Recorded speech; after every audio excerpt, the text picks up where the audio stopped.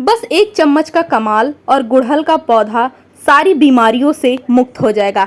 गुड़हल एक ऐसा पौधा है जिसमें बहुत सारे इंसेक्ट का अटैक होता है। मिली बग्स का फेवरेट प्लांट, चाहे हो देसी वैरायटी या हो हाइब्रिड, सब में इसका इस्तेमाल करने से अनगिनत कलियां बननी शुरू हो जाएंगी और कलियों की गिरने की संभावनाएं 101% खत्म हो जाएंगी। चाहे कितने भी बड़े पॉट में लगाया हो, चाहे आपका पौधा कितना भी पुराना क्यों ना हो, डेड हुए पौधे में भी जान डाल देगा आज जो टिप्स मैं बताने जा रही हूँ। एवरीवन, दिस इज परिधि। तो आज की इस वीडियो में बात करने जा रहे हैं हिबिस्कस प्लांट, जिसे गुड़हल कहते हैं। देसी वैरायटी, हाइब्रिड वैरायटी, कोई सी भी वैरायटी आपके पास हो, तो ये जो टेक्निक बताने जा रही हूँ इससे पौधे में आपके जान आ जाएंगी। देखिए, ये है मेरा हाइब्रिड वाला वैरायटी का हिबिस्कस, ये है पिंक हिबिस्कस। इसमें बहुत सारी कलियाँ बन रही हैं, लेकिन आपको दिखाना चाहूँगी। देखिए, कलियाँ खिलने से पहले ही ऐसे मुरझा से गिर जा रही हैं। हालांकि पहले ये चीज़ नहीं होता था। आपके पौधे में भी ये प्रॉब्लम हो सकती है। तो सबसे पहले कारण जाने कि आपके प्लांट को क्या प्रॉब्लम है। ऐसे ही कोई भी फर्टिलाइजर दे देने से पौधा सही नहीं हो जाता, या बहुत सारा पानी दे देने से पौधे की पत्तियां सीधी नहीं हो जाती हैं। तो सबसे पहले हम जानते हैं प्रॉब्लम को। मिली बग्स जो होता है इस पौधे में बहुत ही तेजी से अटैक करते हैं। कभी पत्तों के पीछे छुपे रहते हैं, तो कभी प्लांट्स की रूट्स को डैमेज करते हैं, तो कभी स्टेम को पूरा पूरा खा जाते हैं।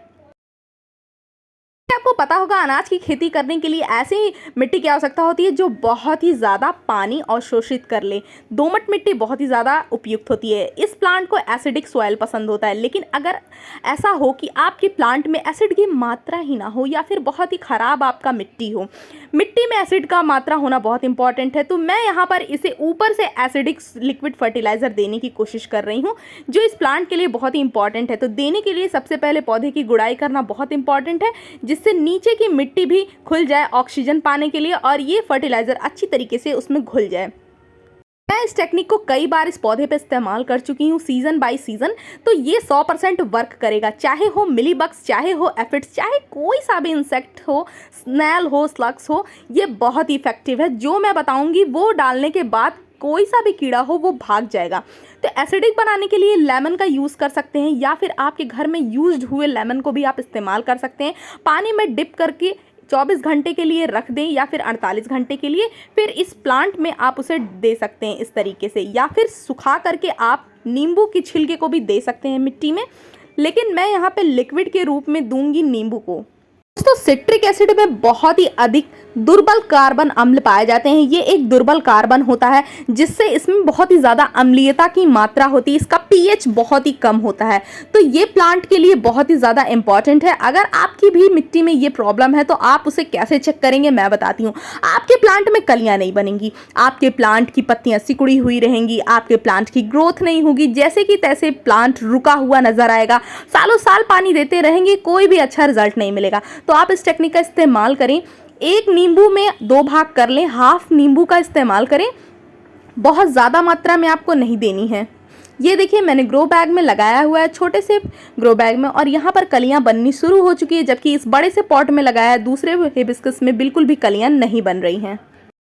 प्रॉपर गुड़ाई कर लें, तब इस लिक्विड को ज़रूर दे दें, और डाइल्यूट करके पानी में भी आप दे सकते हैं। ये मैं अपने 3 पौधे के लिए इस्तेमाल करने जा रही हूँ। दूसरी जो टेक्निक बताने जा रही हूँ, अगर प्लांट में एफिड्स, मिली बग्स, किसी भी फंगल इन्फेक्शन का चांस है, तो वो आपका जड़ से ख़त्म करता है। सबके घर में मौजूद होता है, फ्री का आपके घर में आता ही रहता होगा। थोड़ा सा एक चुटकी इस्तेमाल से वो आपके सभी प्लांट के फंगल इन्फेक्शन को दूर कर देगा। सबसे पहले सबसे इंपॉर्टेंट टिप बताना चाहूँगी, कभी भी वाटरिंग शेड्यूल को ख़राब मत करें, प्रॉपर वाटरिंग करें। अगर मिट्टी मॉइस्ट हो तो वाटरिंग बिल्कुल भी ना करें। पानी देने से बहुत ही अधिक प्लांट्स की रूट डैमेज होती है और पौधा सड़न पैदा करने लगता है। इसलिए जब भी दें, वेल ड्रेनेज मिट्टी ही बनाएं, और पौधे की ड्रेनेज सिस्टम को चेक करते रहें। इस तरीके से मैं इस तीनों प्लांट में दे रही हूँ। तो मैं आपको दिखाने जा रही हूँ, ये सभी के घर में होता है, जैसा कि मैंने आपको बताया है। इस 1 चम्मच से सारे इन्फेक्शन प्लांट के दूर होने वाले हैं। इसका नाम है सोडा। अब ये कौन सा सोडा है ये आपको बताना चाहूँगी। ये है खाने का सोडा, कुकिंग में इस्तेमाल किया जाता है। बहुत सारे तरीके के सोडा आते हैं, तो बिल्कुल भी आप इसमें कंफ्यूज मत होंगे। खाने का सोडा ही आपको मांगना है। खाने का सोडा, जिसे बेकिंग सोडा भी कहते हैं, इसके कई यूज़ होते हैं। फंगल इन्फेक्शन को, प्लांट के ग्रोथ को, डेवलपमेंट को बनाने के लिए, मिट्टी में एसिडिक की मात्रा को बनाने के लिए। लेकिन हाँ, ध्यान रखें, अगर आपके प्लांट में एसिड की कमी है तो एसिडिक के लिए आप नींबू का यूज़ कर सकते हैं। प्लांट में फंगल इन्फेक्शन हो तो आप खाने के सोडे का इस्तेमाल ज़रूर कर सकते हैं। ध्यान रखें, बहुत अधिक क्वांटिटी में आपको नहीं देना है।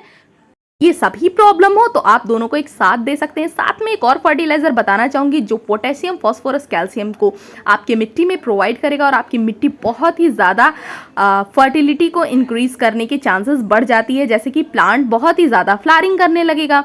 किसी भी प्लांट की ग्रोथ के लिए उसे अच्छा न्यूट्रिशन प्रोवाइड करना बहुत ही इंपॉर्टेंट होता है। इस तरीके से बनाना पील्स को हम दे सकते हैं। आप चाहें तो ड्राई करके दे। गार्डनर्स कहते हैं कि इन छिलकों से बदबू आने लगती है, लेकिन मैं कहती हूँ इतनी तेज़ धूप में ये छिलके एक ही दिन में सूख जाएंगे तो बदबू कैसे आएगी।